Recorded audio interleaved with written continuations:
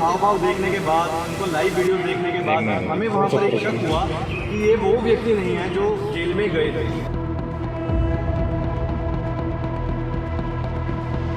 कि क्या ये व्यक्ति जो है, जो वीडियोस बना रहे हैं, जो लाइव बना रहे हैं, क्या वो असली हैं?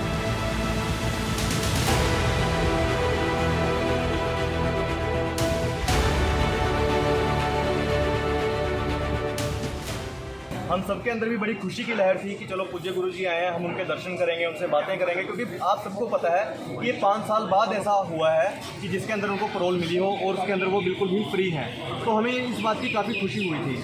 पर जैसे ही वो पैरोल पे बाहर आए और उनके हाव भाव देखने के बाद, उनको लाइव वीडियो देखने के बाद हमें वहाँ पर एक शक हुआ कि ये वो व्यक्ति नहीं है जो जेल में गए थे। इस बात को लेकर हमारे बीच में, हमारी टीम के बीच में काफ़ी जो हमारे साथ 20 पिटिशनर हैं, उन सबके साथ इस बात को लेकर वार्तालाप हुआ कि क्या ये व्यक्ति जो हैं, जो वीडियोस बना रहे हैं, जो लाइव बना रहे हैं, क्या वो असली हैं। तो इस बात को लेकर हमने उनको वेरीफाई करने की कोशिश की। हम यूपी बागपत डेरा में भी गए। वहाँ पर जाके हमने देखा कि वो व्यक्ति जो है वो काफ़ी दूर से संगत को मिल रहे हैं। ना ही वो पहले की तरह वो बातें हैं जैसे कि वो पहले बात किया करते थे। दूसरा, उनकी बॉडी की हाइट जो है वो बढ़ चुकी है। एक तरह से देखा जाए तो उनकी स्किन का जो स्किन टोन वो चेंज हो गई है, चाल बदल गई है।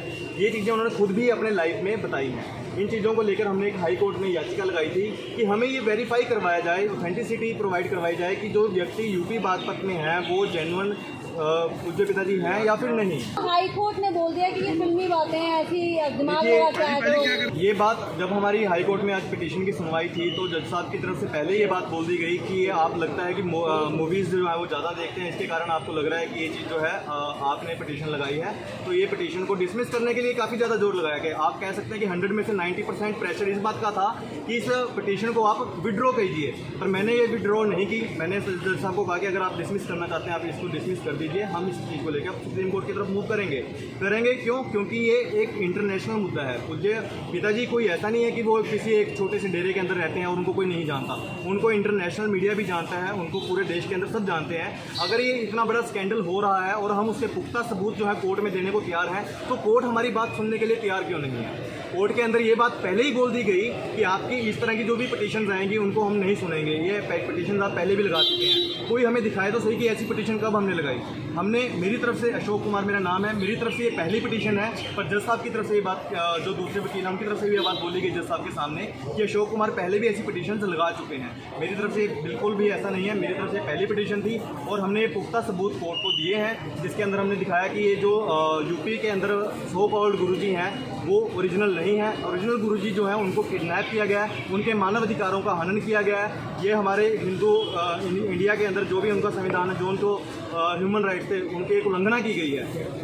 किडनैप कहाँ से किया गया? जेल में थे नहीं, 17 तारीख को जो उनकी पैरोल हुई है वो पैरोल बिल्कुल सच्ची हुई है और पैरोल जिनको मिली है वो भी बिल्कुल असली गुरुजी हैं। रास्ते में 1 घंटे के लिए गाड़ी रुकी है। कहाँ पे?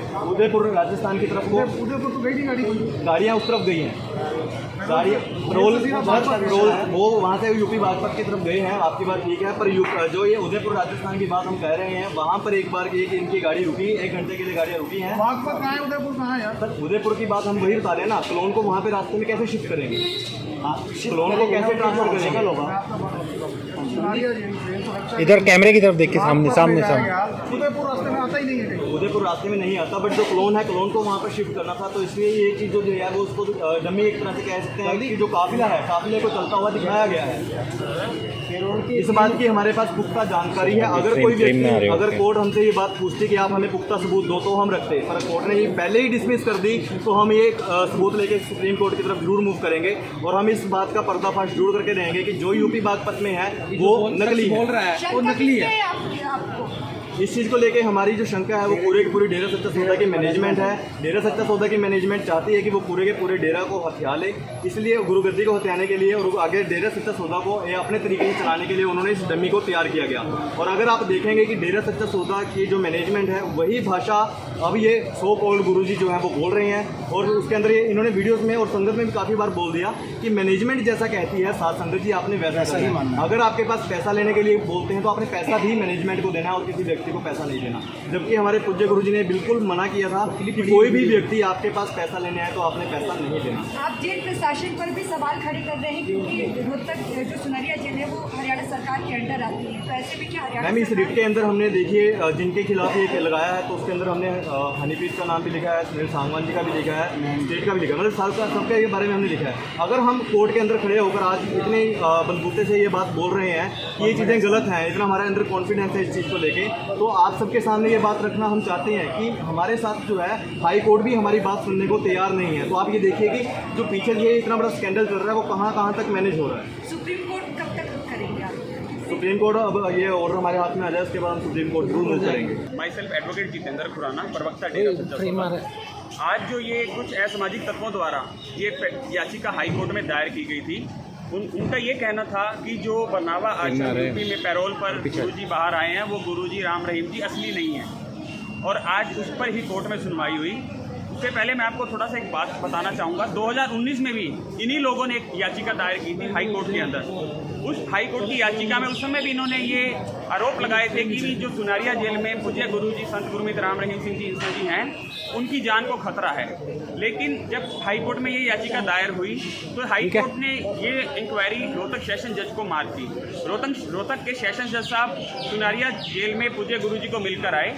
वहाँ पर पूज्य गुरुजी ने इनको जानने से भी मना किया कि हम इस नाम के किसी व्यक्ति को नहीं जानते हैं। और पूरी जांच हुई और जांच में ये पाया गया कि जो ये पिटीशन इनके द्वारा लगाई गई है ये सिर्फ और सिर्फ कोर्ट का समय टाइम वेस्ट करने के लिए और एक फ्रिवलेस पिटीशन है जो ये लगाई गई है।